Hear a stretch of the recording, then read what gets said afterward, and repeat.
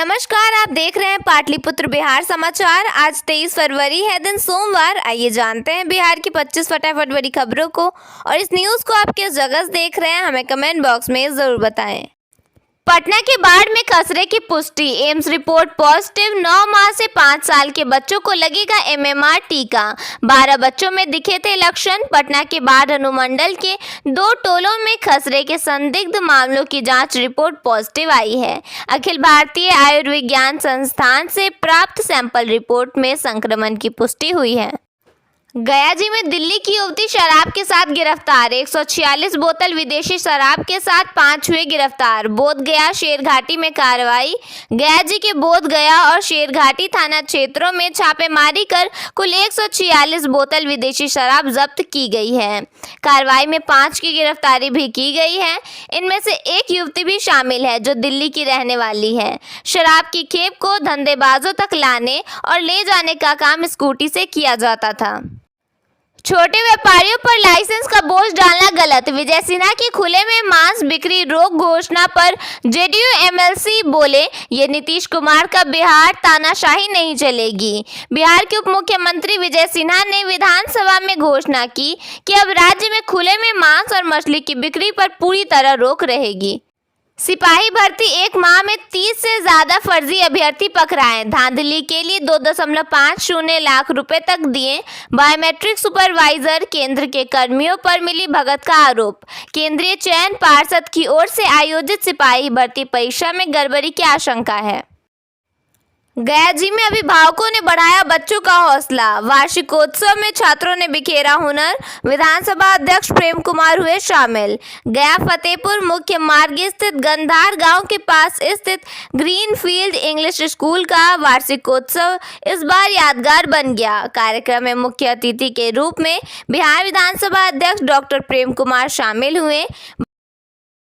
खेसारी लाल यादव पवन सिंह को संसद भेजने की जताई इच्छा। मनोज तिवारी ने खेली फूलों की होली, कहा भोजपुरी के सभी सुपरस्टार NDA के मंच पर एकजुट हों। फगुआ के रंग और राजनीतिक संदेशों के साथ आज भोजपुर की धरती पर भाजपा सांसद सह भोजपुरी गायक मनोज तिवारी का अनोखा अंदाज देखने को मिला। आरा के वास्तु विहार फेज 3 के उद्घाटन समारोह में पहुंचे तिवारी ने फूलों की होली खेलकर माहौल को रंगीन बनाया।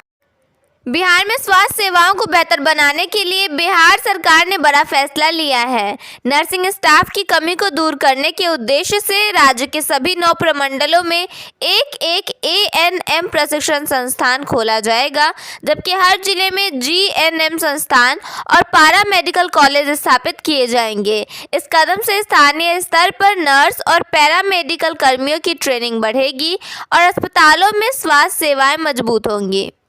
बिहार सरकार राज्य में चीनी उद्योग को बढ़ावा देने के लिए तेजी से काम कर रही है। इसका लक्ष्य 9 बंद चीनी मिलों को फिर से शुरू करना और 25 नई मिलें स्थापित करना है, जिससे 1 करोड़ रोजगार सृजित होंगे। बिहार कर्मचारी चयन आयोग ने रविवार को वार्षिक परीक्षाओं का कैलेंडर जारी किया है, जिसमें मार्च से अक्टूबर तक अलग अलग पदों के लिए कुल 45 परीक्षाओं का कार्यक्रम शामिल है। आयोग इस साल 45,649 रिक्तियों पर भर्ती करेगा। इनमें सबसे ज्यादा 23,175 पद इंटर स्तरीय संयुक्त प्रतियोगिता परीक्षा के माध्यम से भरे जाएंगे। इस परीक्षा की प्रारंभिक परीक्षा जून-जुलाई में, मुख्य परीक्षा सितंबर में आयोजित होगी। मुख्य परीक्षा का परिणाम अक्टूबर में जारी किया जाएगा, जबकि टाइपिंग टेस्ट का परीक्षाफल नवंबर में घोषित किया जाएगा। पर्व पर यात्रियों की भारी भीड़ को देखते हुए पूर्व मध्य रेलवे ने दिल्ली, सीतामढ़ी, लौकहा बाजार और दक्षिण भारत के लिए कई जोड़ी स्पेशल ट्रेनें चलाने का फैसला किया है। इसके साथ ही गया हावड़ा एक्सप्रेस को आधुनिक LHB कोच से लैस कर यात्रियों के सफर को सुरक्षित बनाया गया है। शेखपुरा से आनंद विहार के बीच स्पेशल ट्रेन चलाई जा रही है। यह ट्रेन नवादा, तिलैया, गया, डेरी ऑन सोन, सासाराम, प्रयागराज और टुंडला जैसे प्रमुख स्टेशनों पर रुकेगी। बिहार पुलिस में बम्पर बहाली के साथ ही होम गार्ड यानी गृह रक्षक के बड़े पैमाने पर भर्ती की प्रक्रिया जारी है। गृह विभाग ने आगामी वित्तीय वर्ष 2026-27 में 13,500 होम गार्ड भर्ती का लक्ष्य रखा है। इससे युवाओं के लिए रोजगार के अवसर बढ़ेंगे। वर्ष 2025 में 15,000 होमगार्ड के नामांकन के लिए विज्ञापन जारी किया गया था। अब तक 11,438 अभ्यर्थियों का नामांकन पूरा हो चुका है। यह प्रक्रिया राज्य के 34 जिलों में चल रही है। चयनित अभ्यर्थियों को बुनियादी प्रशिक्षण दिया जा रहा है। बिहार में सोलर पैनल लगाने पर सरकार 78,000 रुपये तक की सब्सिडी दे रही है। साथ ही लाभार्थियों को 5 साल तक मुफ्त मेंटेनेंस की सुविधा भी मिलेगी, जिससे लंबे समय तक बिना अतिरिक्त खर्च के बिजली का लाभ मिल सकेगा। बिहटा के निजी अस्पताल में परिजन स्टाफ भिड़े। नवजात के इलाज को लेकर जमकर हुई मारपीट। पुलिस ने शांत कराया, घायलों का इलाज जारी। पटना जिले के बिहटा थाना क्षेत्र में स्थित एक निजी चाइल्ड केयर क्लिनिक में मारपीट हो गई। सूचना मिलने के बाद पुलिस की टीम भी मौके पर पहुंची, जिसके बाद मामला शांत हुआ। यह घटना बीती रात दक्षिण रेलवे ओवरब्रिज के पास स्थित क्लिनिक में हुई।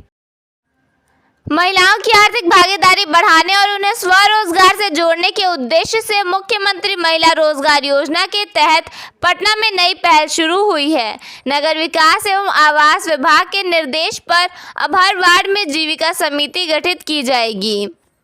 इस पहल का मुख्य उद्देश्य शहर की महिलाओं को न केवल संगठित करना है, बल्कि उन्हें हुनरमंद बनाकर उनके घर के पास ही रोजगार के अवसर उपलब्ध कराना है।